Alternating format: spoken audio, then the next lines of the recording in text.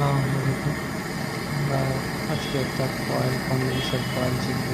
AC condenser coil 30-32 coil রয়েছে, দুই star রয়েছে, দুই স্টার মেশিন রয়েছে। দেখতে পাচ্ছেন কয়েলটি চেঞ্জ করা হচ্ছে। যদি ভিডিওটি ভালো লাগে প্লিজ লাইক করুন, শেয়ার করুন এবং পেজ থেকে সাবস্ক্রাইব করে সাথে থাকুন নতুন ভিডিও পেতে। পুরো ভিডিওটি আপনারা শেষ পর্যন্ত দেখবেন। কয়েলটি ভিতরে অ্যালুমিনিয়াম কয়েল ছিল, ভালো করে পরিষ্কার করে লাগানো হচ্ছে কয়েলটি।